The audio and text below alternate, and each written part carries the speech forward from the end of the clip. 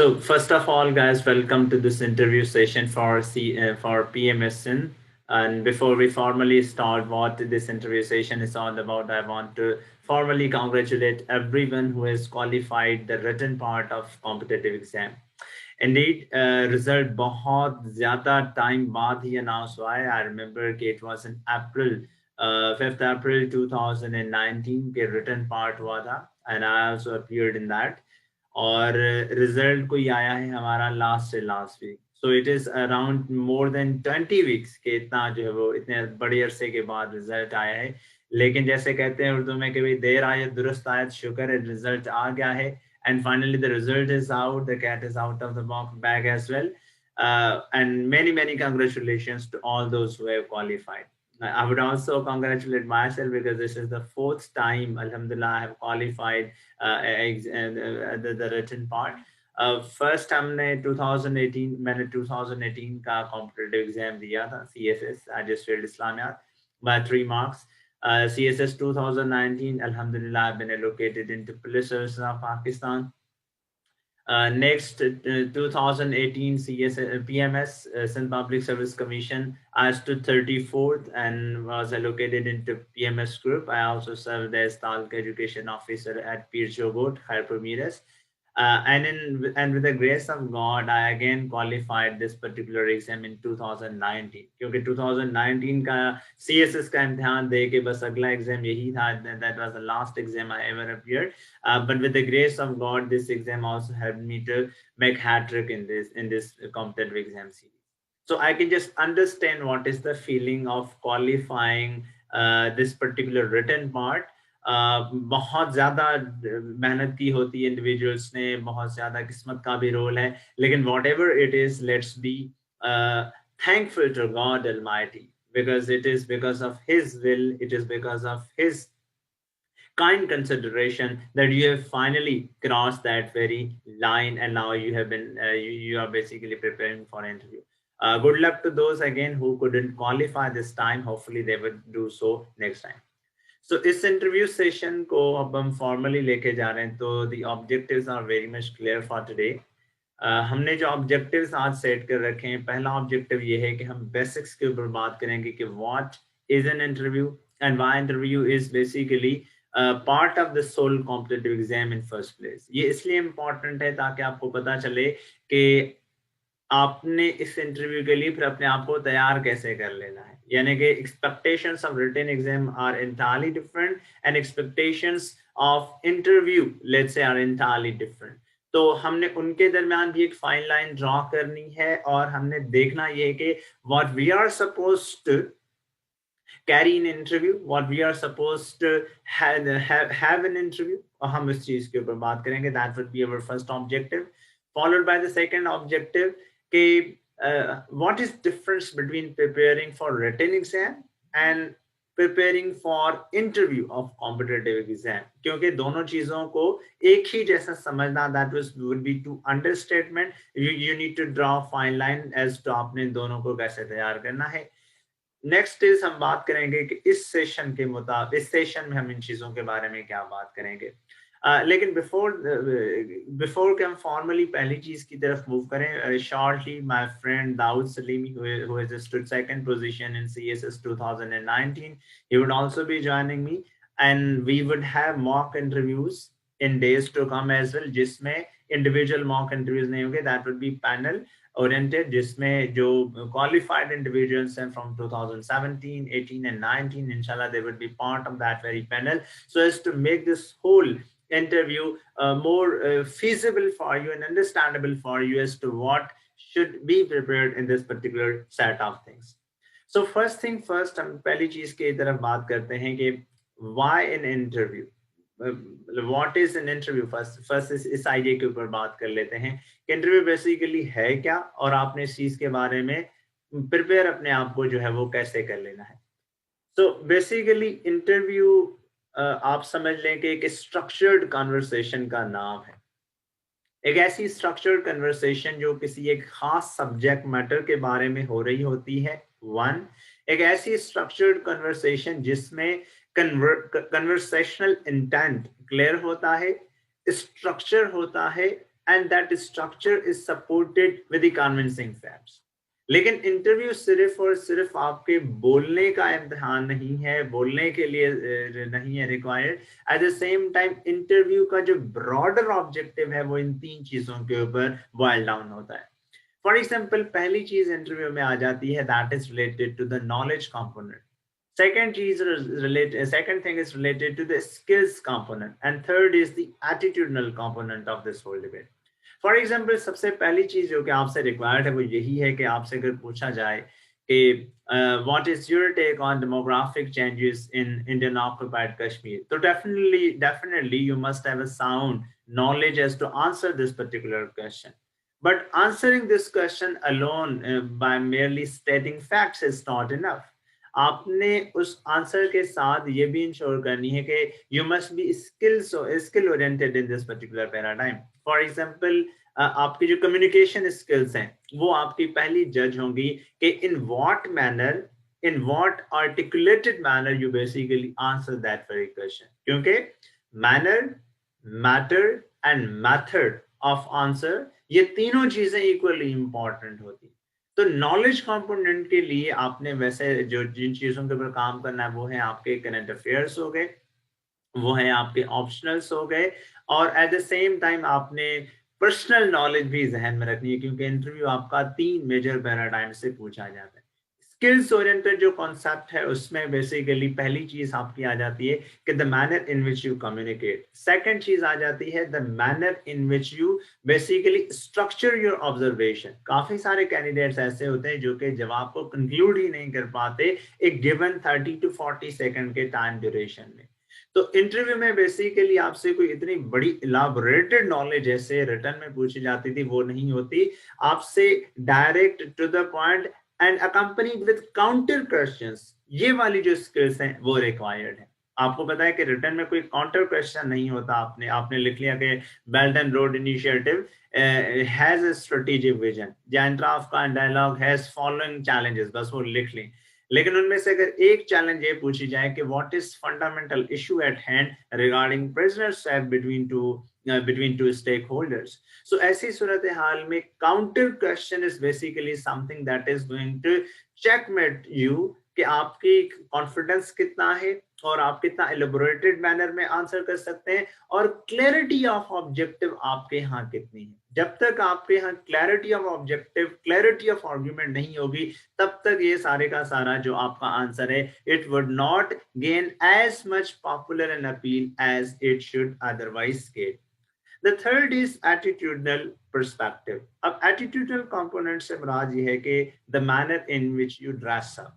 For example, आप देखें कि इंटरव्यू में आप जनरली देखें कि लोग शलवार कमीज पहन के जाते हैं। Well, that is our traditional dress, that is our national dress, we own it.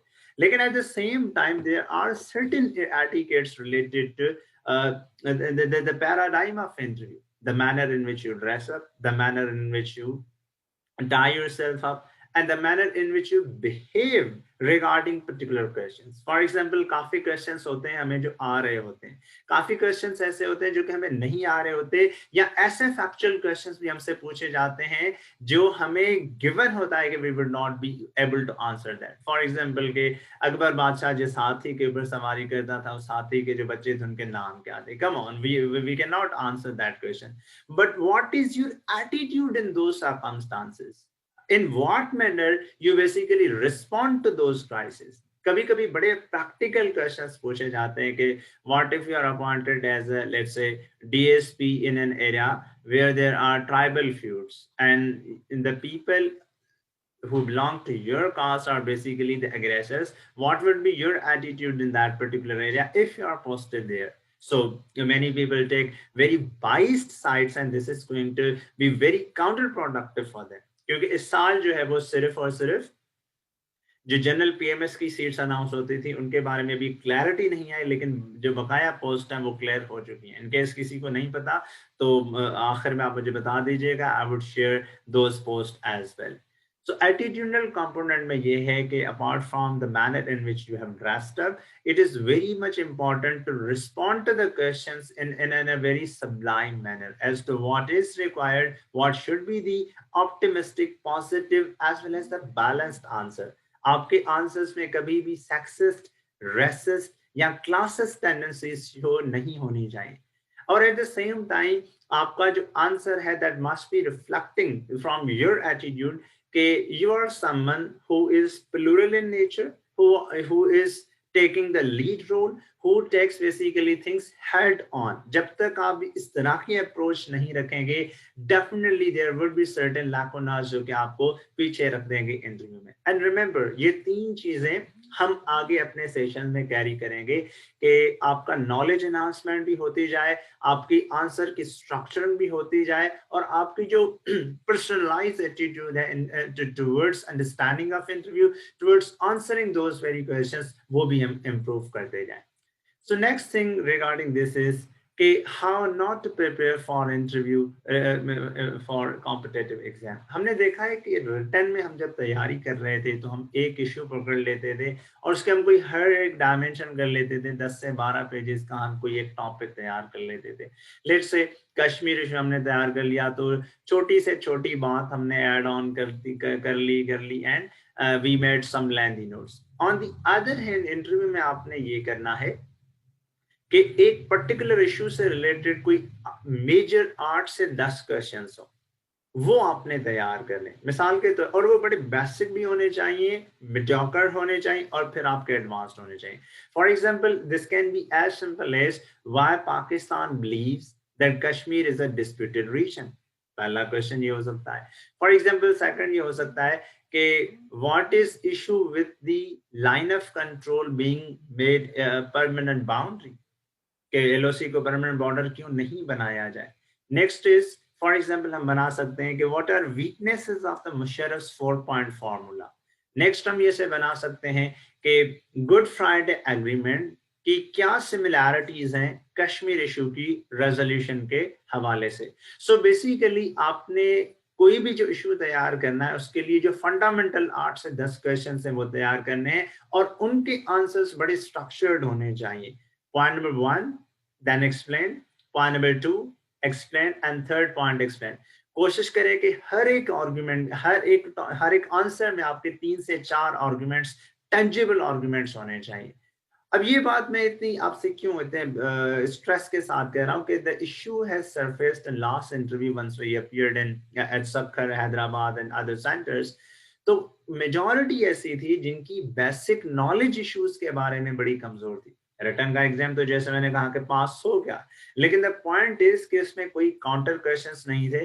तो एक सवाल का जब आप जवाब दें तो कोशिश करें कि वो इतना कैलकुलेटेड जवाब हो कि अगर उसी के ऊपर आपका काउंटर क्वेश्चन आ जाता है तो you would be in a position to basically defend that very question, that very answer that you have basically just pointed out. Second आपने ये करना है कि लाइक रिटर्न आपने इसमें टेंजिबल इंफॉर्मेशन जरूर कोट कर लेनी है. It can be in the form of quotes, it can be in the form of facts, it can be in a persuasive, it can be in the manner जिसमें आप रैट्रिक इस्तेमाल कर लें या फिर आप उसमें कोई अच्छी मतलब हल्की फुल्की कोई इंग्लिश में पोएट्री या पोएटिक टोन उसमें लिटरेरी टोन दे सकें. That is basically aimed at summarizing things which otherwise get too elongated and basically miss the point.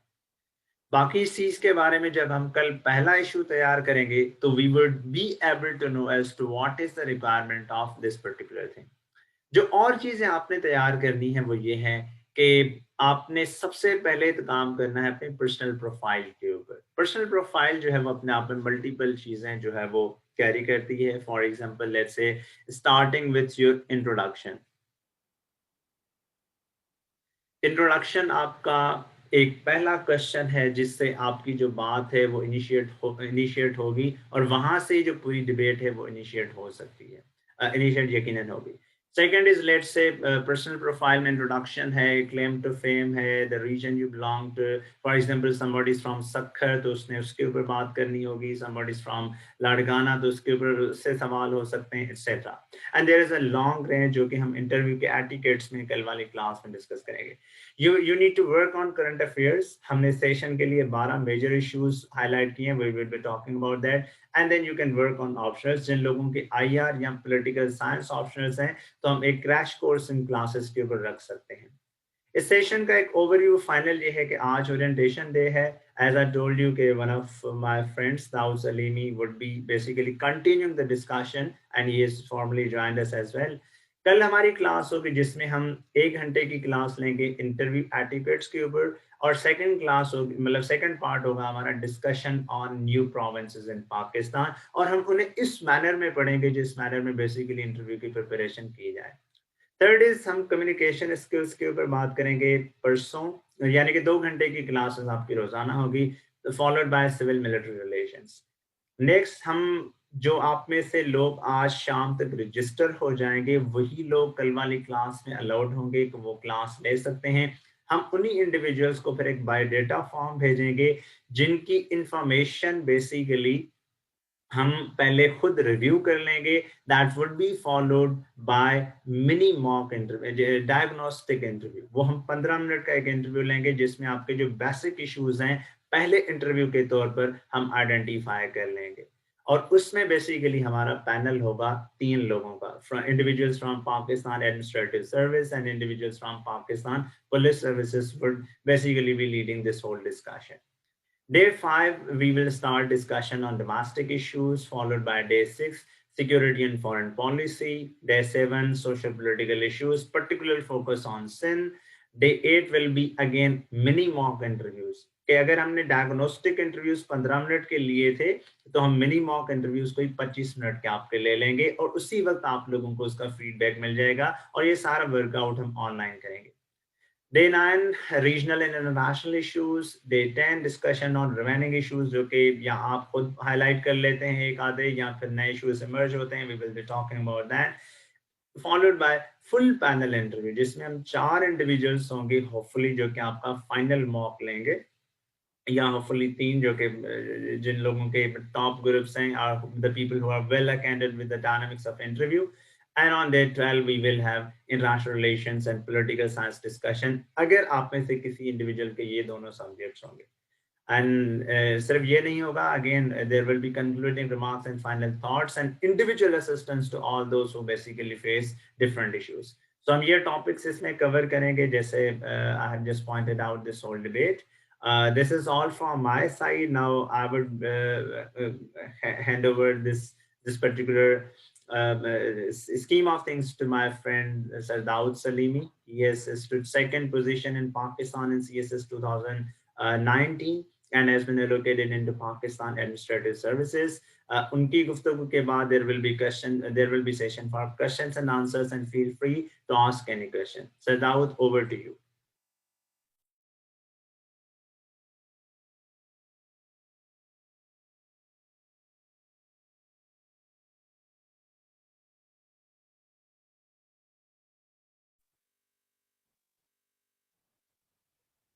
Sir Daud, am I audible?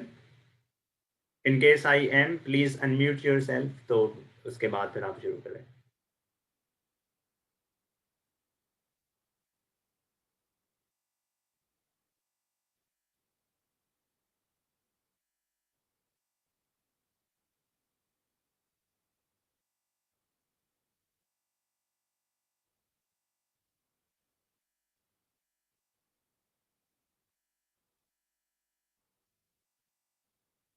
Okay. Just wait.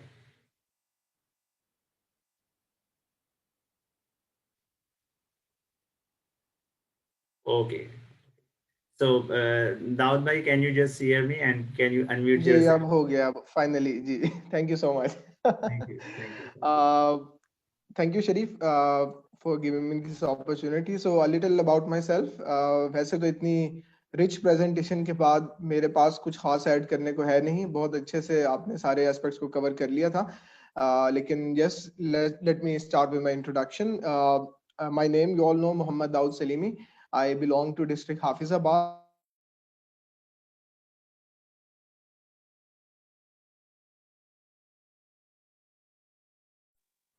Okay, please unmute yourself now. Yeah, थोड़ा सा you can network. make me host if you want to keep other participants muted. Yeah, No, no, you it's can. okay. Just please Yeah, continue. okay. So as I was saying, I belong to district Hafizabad in Punjab. I did my matriculation from a government school in Hafizabad. Then I did my FSc from Government College Lahore. And afterwards, I did my bachelor's in computer science from UET Lahore. I graduated back in 2017. After that, I did a job in the corporate sector for 3.5 years in Affinity, which is an artificial intelligence company located here in Lahore. And I did my CSS preparation alongside my job.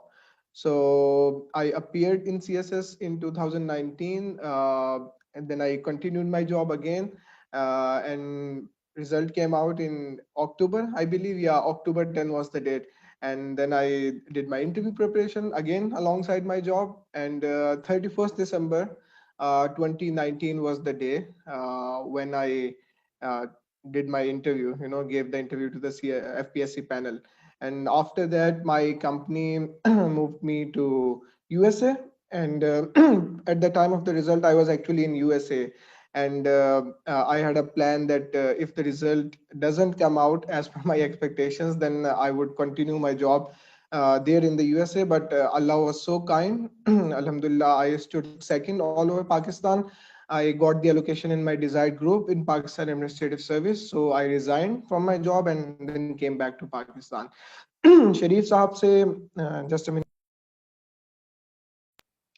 शरीफ से जो ताल्लुक है वो इस सारे CSS के सफर से भी काफी पुराना है. We used to be debating colleagues in the debating circuit of Lahore. Sharif GCU के होते थे, I was in UET. So many a times हम लोग एक दूसरे के अगेंस्ट बोले, बहुत ज़्यादा टूर्नामेंट्स पे जो है इनसे वो मुलाकात होती थी. So इनकी काबिलियत का मैं शुरू से ही जो है वो रहा हूँ मानने वाला. और ये कि he is truly an inspiration for all of you. जो अभी इन्होंने अपने बारे में मुझे नहीं मालूम बताया है कि नहीं, लेकिन जिस बैकग्राउंड से, जिस लोकेलिटी से ये उठकर मेहनत करके अपनी फैमिली से आज इस मुकाम पर आए हैं, वो इनकी जिस तरह की इनकी मेहनत है और इनकी कंसिस्टेंसी है, उसके बगैर बहुत कम लोगों को मैंने ऐसे करते हुए देखा है. सो मेरे लिए भी इंस्पिरेशन है वो, और definitely he is a colleague as well. तो इंटरव्यू के हवाले से तो मेरे ख्याल में शरीफ ने सारे एस्पेक्ट्स कवर कर लिए आप लोगों के साथ. मेरा रिटर्न का स्कोर 746 था और इंटरव्यू का 210 था. तो इस सेशन में जो है मेरे ख्याल में ज़्यादा इसे ना Q&A ओरिएंटेड बनाते हैं, क्योंकि आप लोगों के डेफिनेटली इंटरव्यू को लेकर काफ़ी सवालात होंगे. क्या क्या चीज़ें हैं जो उसमें करनी चाहिए, डूज एंड डोंट्स क्या होते हैं. मैं अपना एक्सपीरियंस तो ऑफ कोर्स विद टाइम आप लोगों के साथ शेयर कर ही दूंगा, बल्कि अभी थोड़े बहुत 5 मिनट में कर भी देता हूँ. उसके बाद मीनवाइल मैं चाहूंगा कि अगले कुछ मिनट्स में 15-20 मिनट आप लोग ना सवालात पूछ ले मेरे से, ताकि बेहतरी है कि आप लोगों की वो कंफ्यूजन जो है वो क्लियर करने का मौका मिल सके, बजाय इसके कि इसको मोनोलॉग बनाए और सिर्फ मैं ही गुफ्तगू करता रहूं. तो इंटरव्यू का मेरा एक्सपीरियंस कुछ इस तरह से था. आई एम सॉरी कि ऑप्शनल सब्जेक्ट्स मेरे political science, constitutional law, US history, gender studies और सोशियोलॉजी के थे. मेरे पास इंटरव्यू की तैयारी के लिए तकरीबन 2 माह, आई थिंक 2.25 माह का तकरीबन मुझे वक्त मिला था. बिल्कुल 31 दिसंबर को हुआ था.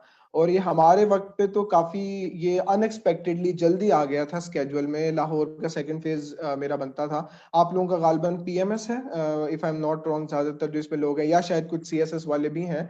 लेकिन ये कि मोर और लेस आप लोगों को ऑन एवरेज जो है वो 1.5 से 2 माह ही अपना तैयारी का टारगेट रखना चाहिए, कि उसी में सारी चीजें जो है वो आप लोगों ने कवर करनी है. ठीक है. तो डेफिनेटली इसमें टाइम मैनेजमेंट, चीजों की प्रायोरिटाइजेशन बहुत इंपॉर्टेंट है, क्योंकि रिटर्न की तैयारी के लिए आपके पास एक सिग्निफिकेंट टाइम पीरियड होता है. उसमें आप अपना नॉलेज बेस जब बिल्ड करते हैं, उस पर आगे से क्रॉस क्वेश्चनिंग जाहिर है उस तरीके से नहीं एक्सपेक्टेड होती जिस तरह एक वो इंटरव्यू में होती है. ठीक है. तो लेकिन इंटरव्यू के हवाले से आप लोगों को इन डेप्थ जो है अपने स्ट्रेंथ वाले एरियाज, अपनी वीकनेसेस वाले एरियाज, वो आइडेंटिफाई करने पड़ते हैं, और सेल्फ डिस्कवरी का प्रोसेस जो है ना उसमें बहुत अच्छे तरीके से इन्वॉल्व होना पड़ता है, क्योंकि इंटरव्यू की डायरेक्शन बहुत अनप्रिडिक्टेबल होती है, वो किसी भी जानिब जा सकता है। वो आपकी, जिस तरह शरीफ भाई ने मेरे ख्याल में बहुत 3 वो खूबसूरत इंडिकेटर गिनवाए कि नॉलेज के साथ साथ आपकी स्किल्स का और आपके एटीट्यूड का भी इम्तिहान है, आपकी पर्सनैलिटी का भी टेस्ट है। रिटर्न तो सिर्फ नॉलेज का आपका जो है वो टेस्ट होता है, राइट। तो इस हवाले से मेरे ख्याल में ये इन 2 माह में इन चीजों पे काम करना जो है वो काफी जरूरी है। तो मेरे पास भी वो 1.5 से 2 माह थे, उसमें मैं जितने अच्छे तरीके से कर सकता था जॉब के साथ साथ तैयारी मैंने वो की। अपनी पूरी प्रोफाइल जो थी उसको बेहतर तरीके से काफी तैयार किया। प्रोफाइल में आपकी जितनी चीजें आती हैं, आपका बैकग्राउंड, आपका डिस्ट्रिक्ट, आपकी एजुकेशन, आपकी डिग्री, आपकी यूनिवर्सिटी, आपका अगर वर्किंग एक्सपीरियंस रहा है सारा वो, आपकी ओवरऑल शौक क्या है, किन चीजों के बारे में आप पैशनेट हैं, आपकी बुक्स, आपकी पर्सनैलिटीज वगैरह, जो जो भी आपके अब तक एक्सपीरियंसेस रहे हुए हैं, जो कि हर इंडिविजुअल के यूनिक होते हैं, जाहिर बात है, उनमें से कहीं से भी जाहिर बात है वो सवाल की डायमेंशन जो है वो लेकर जा सकते हैं, आपके सब्जेक्ट्स पे जा सकते हैं। इंटरव्यू का रुख मोड़ना जो कुछ हद तक आपके हाथ में होता है, लेकिन काफी ज्यादा उसमें अनप्रिडिक्टेबिलिटी का एलिमेंट भी होता है। तो इस वजह से इंटरव्यू की तैयारी को जो है वो हमेशा, वो जो शरीफ ने बात की थी ना कि एटीट्यूड को इम्प्रूव करने के हवाले से जो है वो जरूर देखना चाहिए कि कोई भी वहां पे सवाल आ जाए, you must be ready to handle it, to tackle it. ठीक है, जरूरी नहीं है हर चीज आपको आती हो। 2 माह में आप कितना ही अपना नॉलेज बेस बिल्ड कर लेंगे जो पिछले अगर आप 20-22 साल में अब तक नहीं कर पाए। तो नॉलेज का वो इम्तिहान है भी नहीं, yes it is an important component, लेकिन उसके साथ, आई एम सॉरी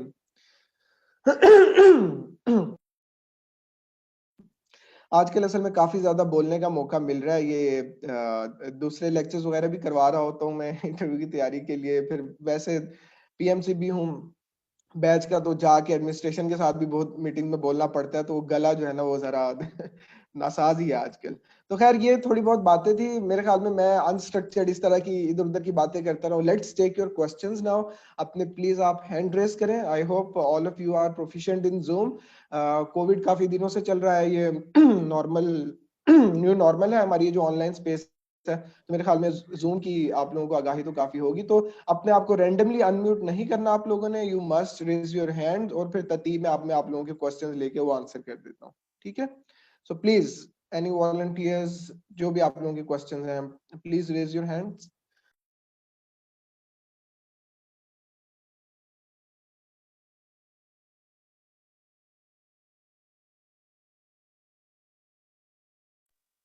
जी शरीफ, आप मुझे अगर होस्ट बना दें तो I be able to unmute the people myself. I think people can unmute themselves as well, और मैं आपको होस्ट भी अभी बना लेता हूँ। गैलेक्सी J5, गो अहेड, मैं भी कर लेता हूँ।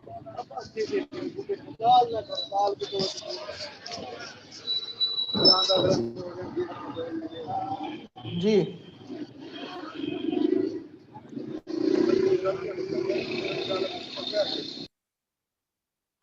ओके, गैलेक्सी J5 की तरफ से बहुत श्योर है। कैन एनीबॉडी एल्स, किसी और का सवाल है तो यू कैन जस्ट आस्क।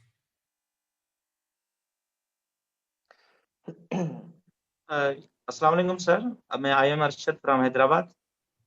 जी अरशद साहब। हाँ सर, पहले तो आपको आपसे बात करके बहुत खुशी हुई, क्योंकि ये मेरी डिजायर थी कि आप पैनल में हो, क्योंकि मैं आपके आर्टिकल्स पढ़ता रहा हूँ प्रीवियसली। सर मेरा क्वेश्चन आज ये है कि ये जो जैसे सोशियोलॉजी जो है वो मेरा ऑप्शनल था। अब जब सोशियोलॉजी ऑप्शनल की मैं तैयारी करूंगा, जैसे सोशल इश्यूज हैं उसके जर्नल जर्नल टॉपिक्स क्लियर करूंगा, या वही डेप्थ में जिस तरीके से मैंने रिटर्न की तैयारी की थी, एलिमेंट्स ऑफ सोशियोलॉजी या मुख्तलिफ कल्चर्स के जो हैं एलिमेंट्स हैं, वो मुझे उस तरीके से करने पड़ेंगे, क्योंकि टाइम कम है तो चीजें ज्यादा है। जी मैं बता देता हूँ बिल्कुल। इसमें इस तरह है कि आपके जितने भी ऑप्शनल सब्जेक्ट्स हैं आप लोगों ने उनके कॉन्सेप्ट्स को रिवाइज करना है, इन डेप्थ चीजों में नहीं जाना। कॉन्सेप्ट्स की क्लैरिटी आप लोगों को लाजमन होनी चाहिए। मतलब सोशियोलॉजी में आप लोगों ने वो सारे थ्योरिस्ट जो पढ़े होंगे, कार्ल मार्क्स, मैक्स वेबर, इब्न खुल्दून, उनकी ओवरऑल थ्योरीज क्या थी, उनकी एप्लीकेशन आज की मॉडर्न दुनिया में क्या है, कंटेम्प्रेरी रेलिवेंस क्या है, वो पता होना चाहिए। प्लस ये कि सोशियोलॉजी के जो प्रिंसिपल्स हैं वो आपको अगर तो कोई कंटेम्प्रेरी इश्यूज चल रहे हैं उन पे अप्लाई करने आने चाहिए। ठीक है, लाइक फॉर इंस्टेंस इसकी मैं मिसाल लूं कि अब सोशल चेंज का उसमें टॉपिक है, तो सोशल चेंज के हवाले से वो किसी भी आपको कोई कंटेम्प्रेरी इशू मतलब बता कर कह सकते हैं कि सोशियोलॉजी के लाइट में आप इसका हमें कोई हल दें, ठीक है। जेंडर स्टडीज अगर किसी का सब्जेक्ट है तो वो पाकिस्तान में फेमिनिज्म के जो इश्यूज हैं, जेंडर बेस्ड वायलेंस के जो इश्यूज हैं, चाइल्ड मोलेस्टेशन के जो इश्यूज चल रहे हैं आप लोगों के सामने है, मतलब वो आपसे उन प्रिंसिपल्स और कॉन्सेप्ट्स की एप्लीकेशन डिमांड करेंगे कंटेम्प्रेरी इश्यूज पे, प्लस वो आपसे कंसेप्चुअल क्लैरिटी डिमांड करेंगे। वो डेफिनेटली इन डेप्थ जाके एक एक सवाल के वो आर्ग्यूमेंट्स इस तरीके से आप याद रखते थे, उसमें जाहिर है रिटर्न की तैयारी के हवाले से उतना इन डेप्थ करने की जरूरत नहीं है, but conceptual clarity yes, and उनकी एप्लीकेशन जो इश्यूज चल रहे हैं वो, ये दो चीजें आपको आनी चाहिए, ठीक है।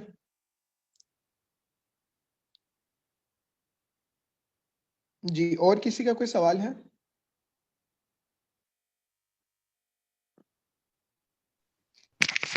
अस्सलाम वालेकुम। वालेकुम सलाम जी। अस्सलाम वालेकुम जी, मेरा सर शरीफ से एक सवाल है sir. Yes, hello, go ahead. Sir Sharif sahab, मेरा आपके साथ बहुत इंटरेक्शन रहा था जब हमने 2K18 के CC18 के एक साथ पेपर्स दिए थे, और आपको तो you both have experience of CSS and CC18। What is the main difference between the interview of CC and CSS? और ये आप बता दें कि जो CSS में, जैसे कि मेरा एक सब्जेक्ट है मुस्लिम हिस्ट्री पीरियड 1, उसमें मैंने सुना है कि कुछ कॉन्फ्लिक्टेड क्वेश्चंस आते रहते हैं।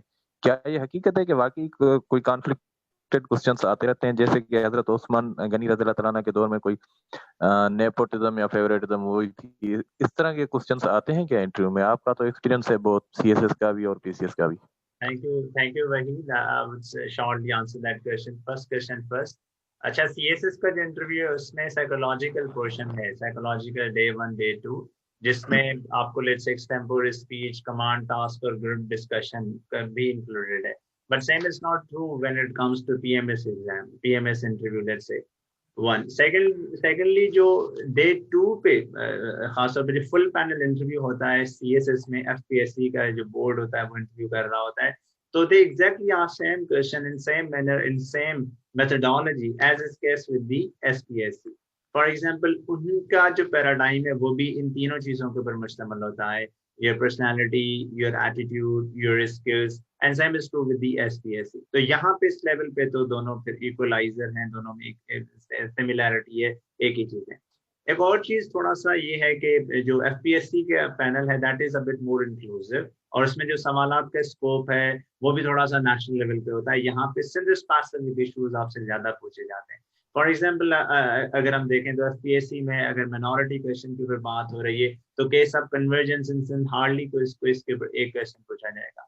But when it comes to Sindh public service commission, तो चूंकि जो पैनल है उसने भी घोटकी देखा हुआ है, उसने भी जो है वो सक्कर मोरो घूमा हुआ है, तो दे practically know as to what is happening, why is happening, and where is happening, and how to basically counter that.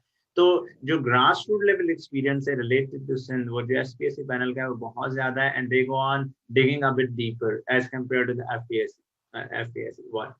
At the same time, जो आपका सेकंड क्वेश्चन है कि controversial questions and well controversial questions इस तरीके से नहीं आते as long as aspirants make them controversial. मतलब ये डायरेक्ट गिवन नहीं होता कि हमने कोई ऐसी कंट्रोवर्शियल बात ही पूछ लेनी है कि aspirants must be put into the fix and हम उसके ऊपर कोई वैलिड जजमेंट पास करें। For example another case in point इसी हवाले से था कि किसी इंडिविजुअल से पूछा गया कि आप फर्ज करें कि आप जो है वो फला सेक्ट से ताल्लुक रखते हैं और जो मुहर्रम में शिया जुलूस जा रहा है मातम का, आपकी उसके ऊपर क्या पॉलिसी होगी if you are appointed into the police? तो you can just answer them in a fair manner, you can just answer them in a manner that is not biased. हजरत अली, हजरत उस्मान या पहले खलीफे की जो लेट्स से इलेक्शन है उसके ऊपर definite questions आते हैं, but you must go with the current जो भी आपने पढ़ा हुआ है, but that must be supported with the tangible facts. आप किसी भी स्कूल ऑफ थॉट की जो भी बात कर रहे हैं कि based on your analysis that is basically the answer. यानी कि पहला हिस्सा ये है कि your answer must have that tangible part. Second part ये है कि try not to drag those question those answers rather. जितना आप उन्हें ड्रैग करते जाएंगे उतना ही आप ज्यादा उस बहस में उस पहलू तक चले जाएंगे जहां से फिर वापसी मुमकिन नहीं है, और वहां पे जाने वाले लौट के आते नहीं लेकिन सदाएं लौट आती हैं। फिर रिजल्ट में तो पता चल रहा होता है कि बस सदाएं लौट आई, आप नहीं लौट आए। तो my simple take thank you is this on this. Sir, thank you sir Sharif sahab, thank you. Okay, Muneeb Ahmad please go ahead, किसी से भी आप सवाल पूछें। जी सर, अस्सलाम वालेकुम। सर मेरा सर दाऊद से है सवाल पॉलिटिकल साइंस के हिसाब से ना, कि उसको कैसे लेके चलना है और उसका सेशन वगैरह आप करेंगे तो कब करेंगे, क्योंकि मेरा इंटरव्यू है फेज 1 में, तो मैं इसलिए थोड़ा सा कंसर्न था कि अगर उसका सेशन रखेंगे तो कब रखेंगे और लेके कैसे चलना है, तब तक मैं कैसे करूँ इसको। आई थिंक ये स्केड्यूल के हवाले से आपको शरीफ मेरे ख्याल में बेहतर बता देंगे, उन्होंने दिखाया भी था। लेकिन हम देखें, हम सब्जेक्ट वाइज तो इस सेशन में तैयारी नहीं होगी। डेफिनेटली वो कुछ एरियाज ज़रूर हम हाईलाइट करेंगे, वो पिक एंड चूज करेंगे जो इंटरव्यू के पर्सपेक्टिव से इंपॉर्टेंट है। अब जिस तरीके से मैंने पिछले सवाल के जवाब में भी अर्ज किया था कि आपको कॉन्सेप्ट्स की क्लैरिटी होनी चाहिए, तो पॉलिटिकल साइंस के, क्योंकि हमने इंटरव्यू की तैयारी तो एज ए जनरल करवानी है ना, जाहिर है, क्योंकि ऑप्शनल सब्जेक्ट्स तो हर इंडिविजुअल के वो काफी ज्यादा डिफरेंट होंगे। तो अगर पॉलिटिकल साइंस से रिलेटेड वो कुछ ऐसे इंपॉर्टेंट टॉपिक्स जो इंटरव्यू के हवाले से अहमियत के हामिल हैं, like for example overall 18th amendment, federalism, new provinces जैसे अभी शरीफ ने जिक्र किया था, वो एक पॉलिटिकल साइंस के डोमेन में आता है। तो आइन हो गया आपका, ओवरऑल फिर सेंटर प्रोमिस रिलेशंस के क्या इश्यूज पाकिस्तान में चल रहे हैं, जुडिशरी का रोल क्या है, सिविल मिलिट्री रिलेशंस, ये इस तरह के टॉपिक्स जो है ना वो हम हाईलाइट करेंगे। और वो इंटरव्यू के पर्सपेक्टिव से एक जनरलाइज्ड अप्रोच मेरी होगी। Please correct me if I am wrong Sharif, लेकिन मेरे ख्याल में ये इस तरीके से चलेगी, क्योंकि हर एक ऑप्शनल सब्जेक्ट की तो इंटरव्यू के हवाले से तैयारी की it would make no sense. आप कुछ ऐड करना चाहें शरीफ प्लीज? अच्छा, एग्जैक्टली जैसे हमने आपको दिखाया 12 दिनों का हमारा टाइम स्केड्यूल, तो हम जो आखिरी क्लासेस हैं उसमें हम कर लेंगे, एक पॉलिटिकल साइंस के ऊपर देख लेंगे, वर्कशॉप कर लेंगे, but that is again subjected to the number of candidates who are into the political science। मसलन एक या दो हैं तो we can go for the general guidelines, लेकिन अगर 5 या 6 लोग हैं तो वहां तक हम जा सकते हैं कि हम उन इंडिविजुअलाइज लोगों के ऊपर उसके ऊपर बात कर लें। वन सेकंड ये है कि कोई भी सब्जेक्ट है आप उसके वैसे भी जो है वो 15 से 20 जो सरफेशियल क्वेश्चन हैं वो तैयार कर सकते हैं। फॉर एग्जांपल पॉलिटिकल साइंस है या यूएस हिस्ट्री है या कोई भी, तो वो कोई इतनी ज्यादा डेप्थ में नहीं चले जाते कि आप मैक्स वेबर की उस थ्योरी के वो हैगल की इस थ्योरी के साथ रिलेट करें जहां से फिर आप, जैसे हमने कहा, कि वापसी नामुमकिन हो। The questions are a bit superficial but can have a philosophical point of view. लेकिन जहां तक उनकी क्लास का ताल्लुक है तो हम सिर्फ आईआर और पॉलिटिकल साइंस की क्लास जो है वो अभी तक प्लान कर रहे हैं। वन आखिरी टू, बल्कि थर्ड पॉइंट इज के दैट आल्सो डिपेंड्स कि हमारे पास जो दीगर कैंडिडेट्स हैं आया उनका फोकस इस्लामियात उनकी कैसी है, क्योंकि फिर अगर हम सारे सब्जेक्ट करा रहे हैं तो people have different deficiencies in different subjects as well, so that is subject to circumstances. लेकिन मोर और लेस पॉलिटिकल साइंस और इंटरनेशनल रिलेशंस की हम क्लास मुमकिन तौर पर रखेंगे। Thank you sir. सर वालेकुम अस्सलाम, प्लीज गो अहेड। सर मेरा ये पर्सनल इंफॉर्मेशन के बारे में सवाल है कि मेरी, अगर मैं फुल सिटी से चालू रखता हूँ तो मैं अपनी सिटी में जो है वो पॉलिटिकल, सोशल और इकोनॉमिक एस्पेक्ट में किस एस्पेक्ट में और कितने हद तक मतलब कि वो क्वेश्चन रिलेट कर सकते हैं इंटरव्यू से? सही है, लेट मी आंसर दिस। अच्छा, इसमें डेफिनेटली आपको अपने शहर के बारे में, गिरदो नवाह के बारे में जितनी ज़्यादा इंफॉर्मेशन हो वो अच्छा ही है, ठीक है। अब फॉर इंस्टेंस मैं हाफिज़ाबाद से ताल्लुक़ रखता था, तो मैंने हाफिज़ाबाद की सारी हिस्ट्री कवर की थी, शहर का ओरिजिन कहाँ से हुआ था, वहाँ की क्या क्या ख़ास बात है, एग्रीकल्चरली, पॉलिटिकली, इकोनॉमिकली वहाँ की मशहूर शख्सियात के नाम क्या हैं, पॉलिटिक्स के अलावा भी ऑफ कोर्स अगर कोई रहे हैं, एंटरप्रेन्योर्स वगैरह रहे हैं, ठीक है, सोशल वर्कर्स वगैरह रहे हैं। फिर ओवरऑल ये कि मेरे शहर के मसले क्या क्या हैं, लाइक फॉर इंस्टेंस ये एक काफ़ी कॉमन सिनेरियो होता है कि अगर आप लोगों की पहली प्रेफरेंस पैस है या आप लोग पीएमएस वाले हैं, आप लोगों की तो वैसे मतलब एडमिनिस्ट्रेशन की जॉब है जनरल, तो अक्सर ये इस तरीके से भी सवाल को तैयार करवाया जाता है कि if you are made the deputy commissioner of your district, तो आप वहाँ पे क्या क्या जो है वो रिफॉर्म्स लेकर आएंगे या क्या आवाम के मसाइल हल करने के लिए चीज़ें करेंगे। तो इस हवाले से आपको सारे फिर मसाइल का पता होना चाहिए। तो ये सारे एस्पेक्ट्स मेरे ख्याल में एक शहर की जाहिर बात है उतने ज्यादा हो भी नहीं सकते, लेकिन जितने होते हैं वो आपको आने चाहिए। वो आप जितना अच्छे तरीके से कर लेंगे उतना ही आपका एक इन्फॉर्म्ड ओपिनियन होगा, जाहिर बात है, तो वो अच्छा ही लगेगा। और ये कि जरूरी नहीं होता हमेशा कि वो इस तरीके से सवाल करें भी, लेकिन अगर कर लिया और आपको अपने शहर के बारे में इन बुनियादी चीजों का ना पता हुआ तो वो एक बहुत बुरा इंप्रेशन छोड़ता है। तो इसको अच्छे तरीके से मेरे ख्याल में शहर को, डिस्ट्रिक्ट को अपने ना तैयार करना चाहिए। वहां पे क्या आजाद बरादरियां कौन कौन सी बस्तियां हैं, कास्ट वगैरह कौन कौन सी हैं, माइग्रेशन अगर हुई है तो किस तरीके से हुई है, डेमोग्राफिक्स वहाँ के क्या क्या है, सोशल डायनामिक्स क्या क्या है, वहाँ के सोशल इश्यूज किस तरह के हैं बाकी इश्यूज के अलावा ना। तो ये सारी चीजें मेरे ख्याल में होनी चाहिए कवर। ठीक है। इन एडिशन टू दिस, इसमें वैसे सारी बातें बता दी हैं दाऊद भाई ने। मसलन मेरा इंटरव्यू था सक्खर में और मेरा डिस्ट्रिक्ट है खैरपुर मीरस। तो खैरपुर मीरस में आपको बताया कि तालपुर हुक्मरान रहे, तो उन्होंने खैरपुर की जनरल जोग्राफी एक तो पूछ ली कि खैरपुर के एडजॉइनिंग डिस्ट्रिक्ट्स कौन कौन से हैं। तो जोग्राफी भी आपको अपने इलाके की पता होनी चाहिए, क्योंकि हमने इन्फॉर्म हमें वैसे पता होती हैं लेकिन हमने उन्हें एक सीरियसली तैयार नहीं किया होता, तो we often get a bit confuse. तो अगर आप उन्हें एक बार पेन डाउन कर लें तो that would B truly beneficial. जैसे दाऊद भाई ने कहा कि अगर आपको ये वाले सवाल आना है जो कि आपके पर्सनल प्रोफाइल से रिलेटेड है, तो उनका एक थोड़ा सा नेगेटिव इम्पैक्ट जाता है कि आप जिस शहर में रहे आपको इस चीज का नहीं पता। सेकेंडली, कभी कभार उनकी हिस्ट्री से भी कोई एक आधा क्वेश्चन पूछा जा सकता है। For example, I belong to caste कलोड़ो एंड उसके बाद फिर जो तालपुर हुक्मरान थे उनका दौर आया, so I was again asked this very question, okay, what were the reasons behind the downfall of the Kaloda dynasty, and in what circumstances Talpurs basically assumed the governance of the Khairpur Miras, or unki states kya thi. So likewise, my point is again exactly the same, कि history, politics, economy, geography, cultural makeup, the various caste basically in that particular district, ये इनके लिए आपको ना basic information होनी चाहिए, not that into detail. लेकिन सिंस आप उस डिस्ट्रिक्ट या उस पर्टिकुलर रीजन से बिलोंग करते हैं, so you are expected to be at least well versed into those fundamental facts.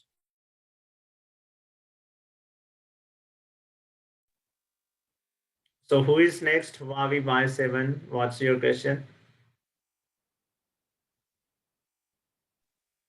अस्सलाम वालेकुम शरीफ साहब।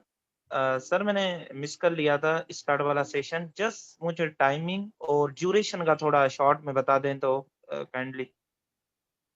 Okay Arshad Ali, basically this is a 12-day session, बाकी इसकी डिटेल्स मैं आपको व्हाट्सएप कर लेता हूँ।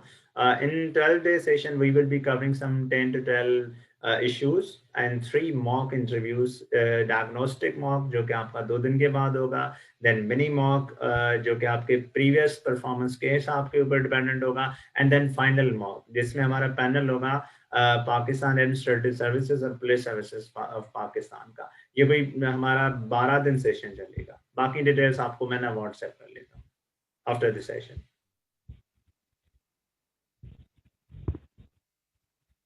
So next is Muhammad. What is your question? Assalamu alaikum, sir. Walaikum assalam. Sir, my question was that what questions should we expect regarding our work experience? Like, if you work somewhere, should you expect questions about the organization or the kind of work you do or the clients you deal with? I'm not exactly sure about this. Please guide me.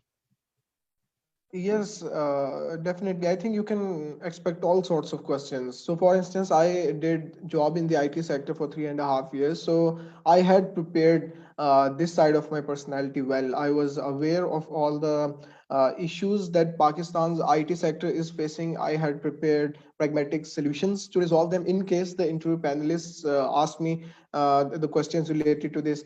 Similarly, they can ask you that what kind of challenges did you face in your work life? When was the time you found the pressure too much to handle, and what did you do to overcome that pressure? So it's entirely up to you that how do you want to portray that side of your personality. If you consider your work experience a strength of your personality, then definitely you should project it in your answers, even if they ask questions related to it or not. You should portray that side of your personality in the performa that you will be provided. Like for instance, I had written under the heading the things that you are passionate about. I had written I am passionate about the role of technology in governance, which was directly related to my work experience. So even the chairman FPSC asked me this briefly though, what does your company actually do, what kind of business and services does it provide in Pakistan. So I was all prepared to answer all types of questions if they had taken their throat, but fortunately they didn't. So you must prepare your work experience and the relevant industry well while appearing in the interview. Okay. A little Okay, sir. Thank you. to this, a little bit addition के काफी लोग हमारे हैं जो कि PMS से भी qualified हैं. I mean the people who are already serving into PMS ना कोई 45 to 50 individuals हो गए. तो I remember last year के एक individuals उन्होंने सवाल पूछा कि PMS, PCS और ex-PCS में क्या फर्क है. तो कभी कभार जो लोग गवर्नमेंट सर्विस में होते हैं तो उनसे थोड़े बहुत टेक्निकल क्वेश्चंस भी पूछे जाते हैं. So in case you basically write कि you are part of that government service, you at least have that very basic know-how so that you can answer that properly.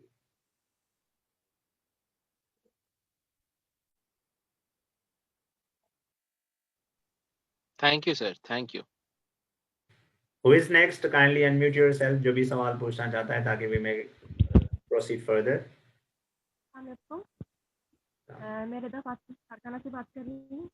मुझे मालूम करना है कि कोई भी आंसर जो होता है इंटरव्यू में, अगर आपसे कोई क्वेश्चन पूछ रहे हैं तो वो like for me it's easy to conclude my answer rather than starting it. तो वो जो ब्रेनस्टॉर्मिंग आपकी उस वक्त हो रही होती है, मतलब उसको स्टार्ट कैसे करेंगे कि हाँ मैं एग्जैक्ट यही सवाल मुझसे पूछा गया है, मतलब I am not beating about the Bush. देखिए इसमें तो डेफिनेटली ये चीज़ प्रैक्टिस के साथ ही आती है. अगर तो पहली बात तो ये कि आपको उनका क्वेश्चन क्लियर नहीं है और आपको लगता है कि अगर ये क्लियर ना हुआ तो इसके बगैर आप इसे इफेक्टिवली आंसर नहीं कर पाएंगे, तो there is no harm in asking them to clarify the question. लेकिन वो जाहिर बात है एक तरीके से कि सर आपने जो अभी क्वेश्चन पूछा है क्या उससे आपकी ये मुराद है या ये दूसरा एस्पेक्ट मुराद है, आप इस तरीके से कर सकते हैं. मैं बिल्कुल अपने ये प्रैक्टिकल एक्सपीरियंस से आपको एक बात बता रहा हूँ. अब मुझे उन्होंने चेयरमैन साहब ने एक सवाल पूछा था मेरे से कि मेरा सोशियोलॉजी सब्जेक्ट था, पॉलिटिकल साइंस भी था, what is the predicament of state in the philosophy of Karl Marx. And at that time I didn't know the meaning of predicament. Actually मुझे समझ नहीं आई कि वो इससे पूछना क्या चाह रहे हैं. तो मैंने सर पूछ लिया, सर एक्चुअली थोड़ा सा आप एक्सप्लेन कर देंगे what do you mean by predicament. उन्होंने कहा कि फेट क्या है स्टेट की. मैंने कहा ओके.